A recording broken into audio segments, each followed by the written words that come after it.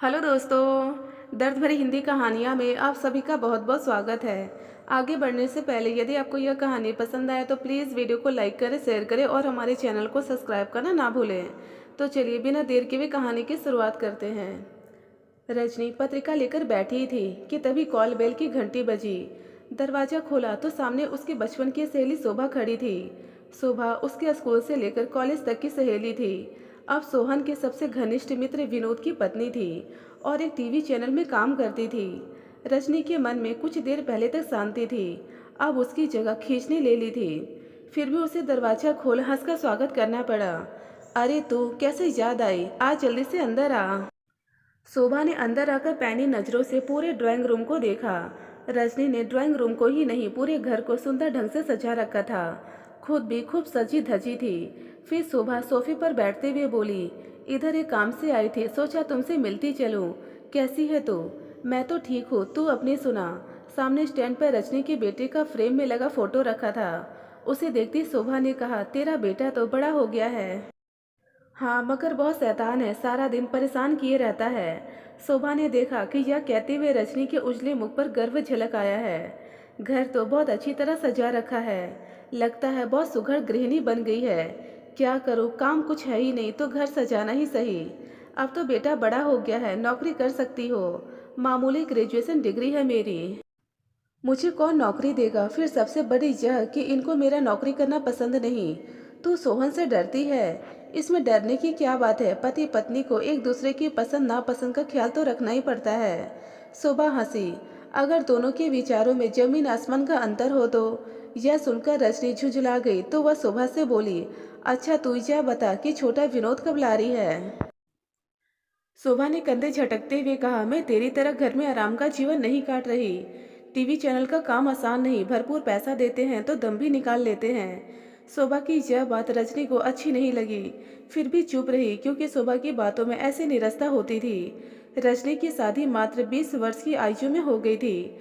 लड़का उसके पापा का सबसे प्रिय स्टूडेंट था और उनके अधीन ही पीएचडी करते ही एक मल्टीनेशनल कंपनी एग्जीक्यूटिव लग गया था। मोटी तनख्वाह के साथ साथ दूसरी पूरी सुविधाएं भी और देश विदेश के दौरे भी। लड़के के स्वभाव और परिवार की अच्छी तरह जांच करके पापा ने उसे अपनी इकलौती बेटी के लिए चुना था। हाँ, माँ को थोड़ी आपत्ति थी, लेकिन समझाने पर वे मान गई थी। पापा मशहूर अर्थशास्त्री थे, देश विदेश में नाम था। रजनी अपने वैवाहिक जीवन से बेहद खुश थी, होती भी क्यों नहीं, इतना हैंडसम और संपन्न पति मिला था। और विवाह के कुछ अर्सा बाद ही उसकी गोद में एक प्यारा सा बेटा भी आ गया था। शादी को 8 वर्ष हो गए थे, कभी कोई शिकायत नहीं रही। वह भी तो बेहद सुंदर थी, उस पर कई सहपाठी मरते थे, पर उसका पहला प्यार पति सोहन ही थे। बेटी को सुखी देकर उसके माता पिता भी बहुत खुश थे। बात बदलते हुए रजनी ने कहा, छोड़ इन बातों को, इतने दिनों बाद मिली है, चल सहेलियों की बातें करते हैं। शोभा थोड़ी सहज हुई बोली, तू भी तो कभी मेरी खबर लेने नहीं आती। देख, झगड़े की बात नहीं, सच्चाई बता रही हूँ। कितनी बार हम लोगों ने तुझे और विनोद भैया को बुलाया, भैया तो एक आध बार आए भी, पर तू नहीं। फिर तूने तो कभी हमें बुलाया ही नहीं। अच्छा यह सब छोड़, बोल क्या लेगी, चाय या ठंडा? गरम सूप भी है, सूप ही ला, घर का बना सूप बहुत दिनों से नहीं पिया। थोड़ी देर में रजनी 2 कप गरम सूप ले आई, फिर एक शोभा को पकड़ा और दूसरा स्वयं पकड़कर शोभा के सामने बैठ गई। बोली, बता कैसी चल रही है तेरी गृहस्थी? जब रजनी सूप लेने गई थी तब शोभा ने घर के चारों ओर नजर डाली। वह समझ गई थी कि रजनी बहुत सुखी और संतुष्ट जीवन जी रही है। उसका स्वभाव ईर्ष्यालु था ही, अतः सहेली का सुख उसे अच्छा नहीं लगा। वह रजनी का दमकता नहीं, मलिन व दुखी चेहरा देखना चाहती थी। शोभा यह भी समझ गई थी कि उसके सुख की जड़ बहुत मजबूत है, सहज उखाड़ना संभव नहीं। आज तक वह उसे हर बात में पछाड़ती आई है। पढ़ाई, लेखन प्रतियोगिता, खेल, अभिनय, नृत्य व संगीत सब में वह आगे रहती आई है। रजनी है तो साधारण स्तर की लड़की, पर कॉलेज का श्रेष्ठ हीरा लड़का उसके आंचल में आ गया था। फिर समय पर वह माँ भी बन गई। पति प्रेम, संतान श्रेय से भरी है वह, ऊपर से माता पिता का भरपूर प्यार संरक्षण भी है उसके पास, संपन्नता अलग से। यह सब सोच शोभा बेचैन हो उठी कि जीवन की हर बाजी उसे जीत कर यह अंतिम बाजी उसे हार जाएगी। पर करे भी तो क्या, कैसे उसकी जीत को हार में बदले? कुछ तो करना ही पड़ेगा, पर क्या करे, सोचना होगा। हाँ, कोई ना कोई रास्ता तो निकालना ही होगा। रजनी में बुद्धि कम है, उसे बहकाना आसान है, तो कोई रास्ता निकालना ही पड़ेगा। जरूर कुछ सोचेगी वह। माँ से फोन पर बातें करते हुए रजनी ने शोभा के अचानक आने की बात कही तो वे संकित हो उठी। बहुत दिनों से उसे देखा नहीं, अचानक तेरे घर कैसे आ गई? रजनी बेटे को दूध पिलाते हुए सहज भाव से बोली। विनोद भैया तो आते रहते हैं, वही नहीं आती थी। उनसे दूर की रिश्तेदारी भी है, सोहन के भाई लगते हैं और दोस्त तो है ही। पर आज ही बता रहे थे कि पासे चैनल के किसी काम से आई थी, तो मुझे उस पर जरा भी विश्वास नहीं। मुझे तो लगता है तेरा घर देखने आई थी। माँ रजनी की बात बीच में ही काटते हुए बोली। यह सुन रजनी अवाक रह गई। बोली, मेरे घर में ऐसा क्या है जो देखने आएगी, जो उसके घर में नहीं है? देख रजनी, वह बहुत धूर्त ईर्ष्यालु है। बिना स्वार्थ के वह एक कदम भी नहीं उठाती। तू उसे ज्यादा गले मत लगाना। माँ, वह आती ही कहाँ है? वर्षों बाद तो मिली है, यही तो चिंता है। वर्षों बाद अचानक तेरे घर क्यों आई?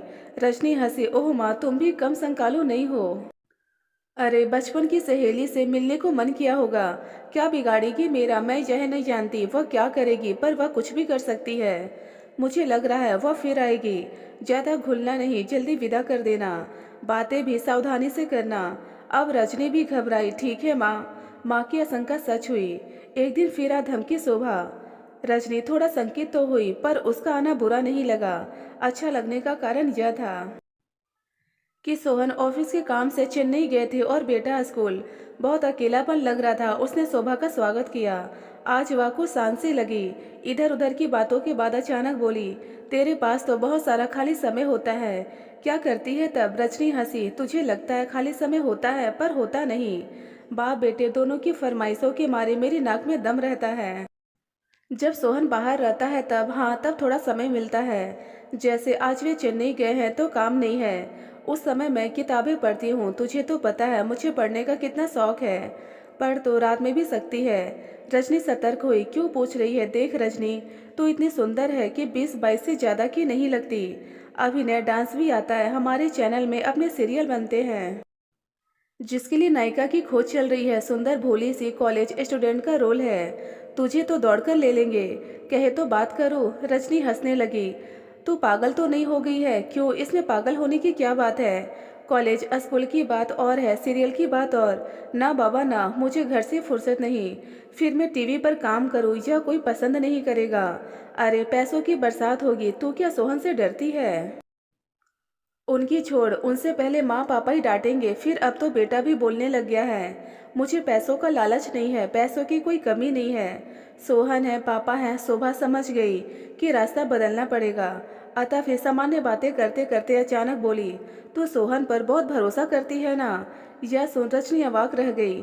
बोली, तेरा दिमाग तो ठीक है, वे मेरे पति हैं। मेरा उन पर भरोसा नहीं होगा तो किस पर करूँगी? तुझे पूरा भरोसा है कि चेन्नई गए हैं काम से? अरे मैंने खुद उनका टूर प्रोग्राम देखा है। मैं उस होटल को भी जानती हूँ जिसमें वे ठहरते हैं। मैं भी तो कितनी बार साथ में गई हूँ, इस बार भी जा रही थी। पर बेटे की परीक्षा में हफ्ता भर है, इसलिए नहीं जा पाई। फिर वे अकेले नहीं गए हैं, साथ में पीए और क्लर्क महेंद्र भी हैं। दिन में 2-3 बार फोन भी करते हैं। तू सच में जरूरत से ज्यादा मूर्ख है। तू मर्दों की जात को नहीं पहचानती। बाहरी जीवन में वे क्या करते हैं कोई नहीं जानता। रजनी अंदर ही अंदर कांप गई। शोभा की उपस्थिति उसे अखरने लगी थी। मम्मी की बातें बार बार याद आने लगी, पर घर से धक्के मार उसे निकाल तो नहीं सकती थी। उसने सोचा कि इस समय खुद पर नियंत्रण रखना बहुत जरूरी है। शोभा की नीयत पर उसे भरोसा नहीं था। मैं घर और बच्चे को छोड़कर सोहन के पीछे ही पड़ी रहूं तो हो गया काम। फिर उन पर मुझे पूरा विश्वास है। दिन में कई बार फोन करते हैं। उनके साथ जो गए हैं उन्हें भी मैं अच्छी तरह जानती हूँ। बाप रे, तू तो सीता जी को भी मात देती लगती है। इस बार शोभा हंसते हंसते लोटपोट हो गई।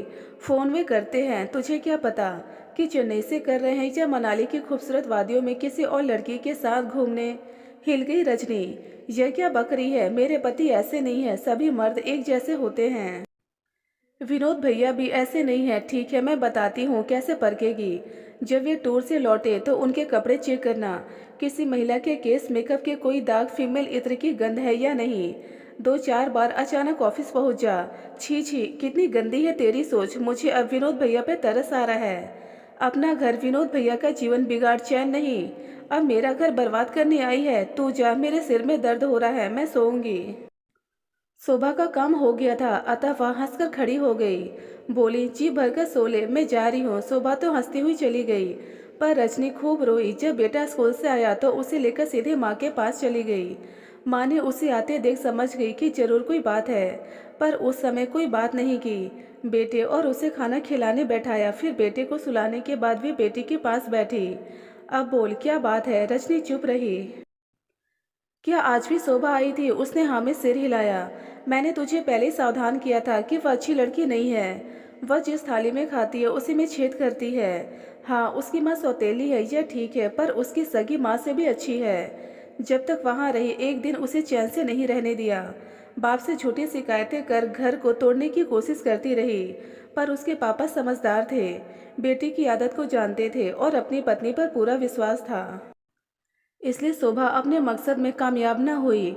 अब जब से शादी हुई है तो बेचारे विनोद के जीवन को नर्क बना रखा है। उससे भी मन नहीं भरा तो अब तेरे घर को बर्बाद करने चली है। तू क्यों बैठाती है उसे? अब घर आए तो कैसे भगाऊं? एक कप चाय पिलाकर विदा कर दिया कर, बैठाकर बात मत किया कर। आज क्या ऐसा कहा जो तू इतनी परेशान है?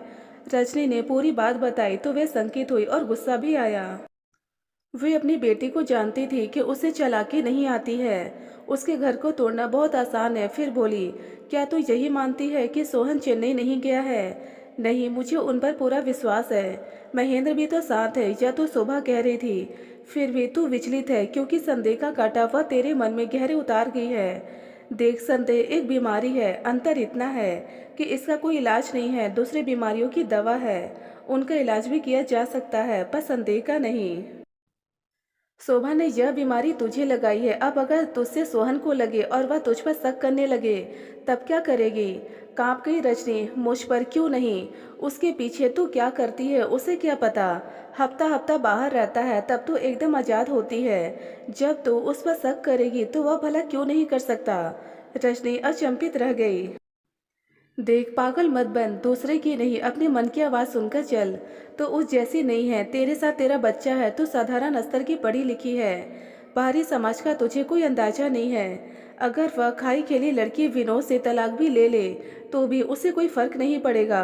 पर तू क्या करेगी? हम ठीक है, पर पापा को जानती है ना कितने न्याय प्रिय हैं। तू गलत हुई तो यहाँ से तुझे तिनके का सहारा भी नहीं मिलने वाला। मैं कुछ भी नहीं कर सकती। माँ की बात सुनकर स्तब्ध रह गई रजनी की माँ ने जो कहा स्पष्ट कहा, उचित बात कही। उसके मन में शोभा कांटा बोना चाहे और वह बोने दे तो अपना ही सर्वनाश करेगी। माँ ने विनोद से भी इस विषय पर बात की, यह सोचकर कि भले बेटी को समझाया हो उन्होंने, पर उसके मन का कांटा जड़ से अभी नहीं उखड़ा होगा। विनोद ने उस दिन अचानक फ़ोन करके रजनी से कहा, रजनी बहुत दिन से तुमने कुछ खिलाया नहीं, आज रात डिनर करने आऊँगा। रजनी खुश हुई, ठीक है भैया, मैं आपकी पसंद का खाना बनाऊंगी। शाम को विनोद सोहन के साथ ही आया। रजनी ने चाय के साथ पकौड़े बनाए। विनोद ने चाय पीते हुए पूछा, रात को क्या खिला रही हो?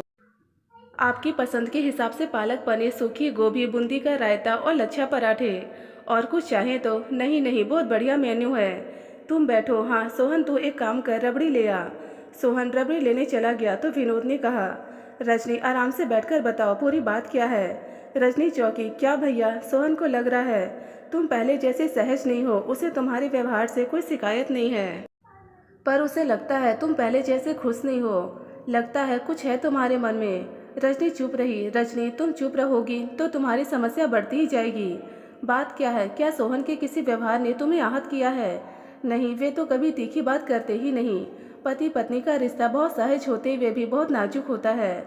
इसमें कभी कभी बुद्धि को नज़रअंदाज करके मन की बात काम करने लगती है। तुम्हारे मन में कौन सा कांटा छुपा है, मुझे बताओ। रजनी ने कहा, ऐसा कुछ नहीं है रजनी, पति पत्नी का रिश्ता एक दूसरे के प्रति विश्वास पर टिका होता है। मुझे लगता है सोहन के प्रति तुम्हारे विश्वास की नींव को धक्का लगा है। पर क्यों? सोहन ने कुछ कहा है क्या? शोभा ने जो संदेह का कांटा उसके मन में डाला था, उसकी चुभन की अवहेलना नहीं कर पा रही थी वह। इसी उलझन में उसकी मानसिक शांति भंग हो गई थी। अब वह पहले जैसे खिली खिली नहीं रहती थी और सोहन से भी अतरंग नहीं हो पा रही थी। उसकी मानसिक उधेड़ बुन उसके चेहरे पर मलिनता लाई ही। व्यवहार में भी फर्क आ गया था। उसने सिर झुकाकर जवाब दिया, ऐसा कुछ नहीं है भैया। नहीं रजनी, तुम्हारे मन की उथल पुथल तुम्हारे मुख पर अपनी छाप डाल रही है। ज़्यादा परेशान हो तो तलाक ले लो। सोहन तुम्हारी खुशी के लिए कुछ भी करने को तैयार है। रजनी चौंकी, उसकी आंखें फैल गई। तलाक क्यों नहीं? तुम सोहन के साथ खुश नहीं हो? भैया मैं बहुत खुश हूँ। सोहन के बिना अपना जीवन सोच भी नहीं सकती। दोबारा तलाक की बात ना करना। और वह रो पड़ी।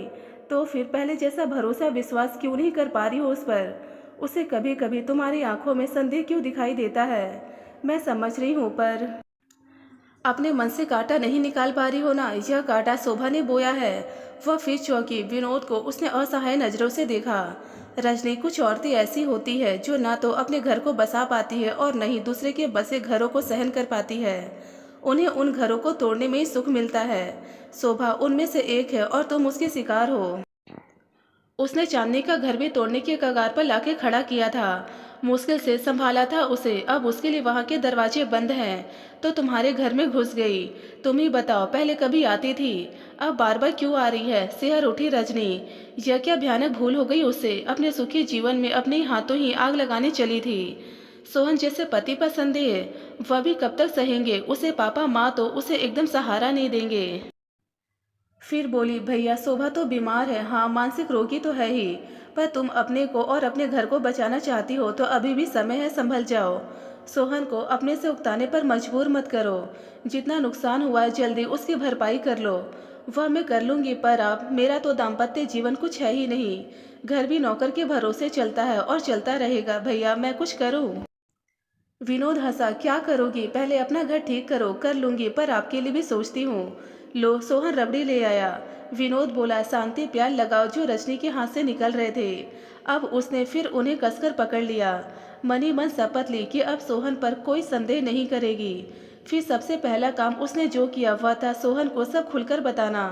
वह समझ गई थी कि लुका छिपी करने से लाभ नहीं। जिस बात को छिपाया जाता है वह मन में कांटा बनकर चुभती है। और भी कोई बात हो, एक ना एक दिन खुलेगी ही। तब संबंधों में फिर से दरार पड़ेगी। इसलिए अपने मन में जन्मे विकार तक को साफ साफ बता दिया। सारी बात ध्यान से सुनकर सोहन हंसा। मुझे पता था कि बेमौसम के बादल आकाश में ज्यादा देर नहीं टिकते। हवा का झोंका आते ही उड़ जाते हैं। इसलिए तुम्हारे बदले व्यवहार से मैं आहत तो हुआ, पर विचलित नहीं। क्योंकि मुझे पता था कि एक दिन तुम्हें अपनी भूल पर जरूर पछतावा होगा और तब सब ठीक हो जाएगा। हमारा तो सब ठीक हो गया, पर विनोद भैया, उनका क्या होगा? शोभा के स्वभाव में परिवर्तन लाना नामुमकिन है। नहीं, हमें कोशिश करनी चाहिए। विनोद भैया कितने अच्छे हैं। बिगड़े संबंध को ठीक करने के लिए दोनों के स्वभाव में नम्रता होनी चाहिए, जो शोभा में एकदम नहीं है। फिर भी हमें प्रयास तो करना ही चाहिए, रजनी ने कहा तो सोहन चुप रहे। फिर 3-4 दिन बाद रजनी ने दोनों को डिनर पर बुलाया। दोनों ही आए, पर अलग अलग। रजनी फूक फूक कर कदम रख रही थी। शोभा को बोलने का मौका न देकर स्वयं ही हंसे बोले जा रही थी। जरा से भी बात बिगड़ती देखती तो अपने बेटे को आगे कर देती। उसकी मासूम बातें सबको मोह लेती। पूरा वातावरण खुशनुमा रहा। वैसे भी रजनी की आंखों से सुख प्यार झलक रहा था। शोभा के मन में क्या चल रहा है पता नहीं, पर वह सामान्य थी। 2-4 बार मामूली मजाक भी किया। खाने के बाद सब गर्म कॉफी के कप लेकर ड्राइंग रूम में जा बैठे। बेटा सो चुका था। बात सोहन ने ही शुरू की। यार, काम दफ्तर और घर, इससे तो जीवन ही नीरस बन गया है। कुछ करना चाहिए। विनोद ने पूछा। क्या करेगा? चल कहीं घूम आए। हनीमून में बस शिमला गए थे, फिर कहीं निकले ही नहीं। हम भी शिमला ही गए थे, पर अब कहाँ चले? रजनी ने कहा। यह हम शोभा पर छोड़ते हैं, बोल कहाँ चलेगी? शोभा ने कॉफी का प्याला रखते हुए कहा, शिमला तो हो ही आए हैं, गोवा चलते हैं। रजनी खुशी से उछल पड़ी। अरे वाह, देखा मेरी सहेली की पसंद, हम तो सोचते ही रह जाते। वहाँ जाने के लिए समय चाहिए, क्योंकि टिकट ठहरने की जगह बुक करानी पड़ेगी। इस समय सीजन है, आसानी से कुछ भी नहीं मिलेगा। और वह भी 2 परिवारों का एक साथ, विनोद बोला। सोहन ने समर्थन किया। यह बात एकदम ठीक है। तो फिर एक काम करते हैं। मेरे दोस्त का एक फार्म हाउस है, ज़्यादा दूर नहीं, यहाँ से 20 किलोमीटर है। वहाँ आम का बाग, सब्जी की खेती, मुर्गी और मछली पालन का काम होता है। बहुत सुंदर घर भी बना है और एकदम यमुना नदी के किनारे है। ऐसा करते हैं, वहाँ पूरा दिन पिकनिक मनाते हैं। सुबह जल्दी निकलकर शाम देर रात लौट आएंगे। रजनी उत्साहित हो उठी। ठीक है, मैं ढेर सारा खाने पीने का सामान तैयार कर लेती हूँ।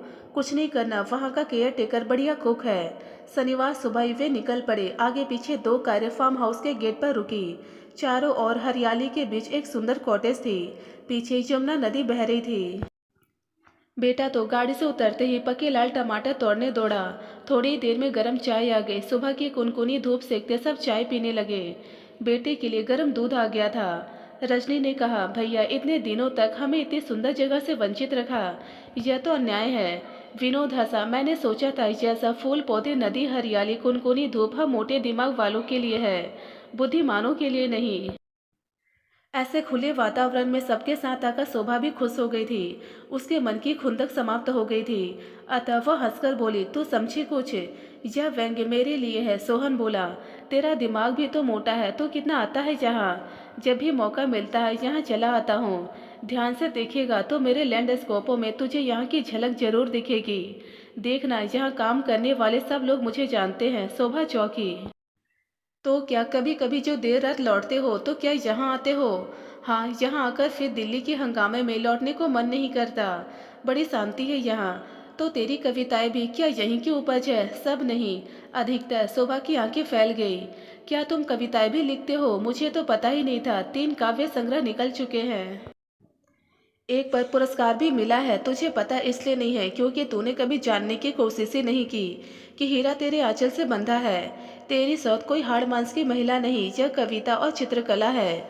इनके बाल नोच सके तो नोच। रजनी ने हंसकर कहा, भैया ही कविता परिजात है जिसकी तू दीवानी है। कवि परिजात। प्याला छूट गया उसके हाथों से और फिर दोनों हाथों से मुंह छिपाकर रो पड़ी।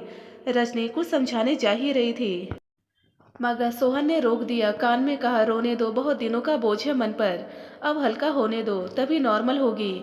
थोड़ी देर में स्वयं में शांत होकर शोभा ने रजनी की तरफ देखा। देख ले कितने धोखेबाज है। रजनी यह सुनकर हंस पड़ी।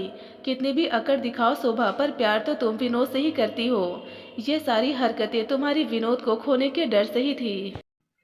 पर उन्हें आंचल से बांधे रखने का रास्ता तुमने गलत चुना था।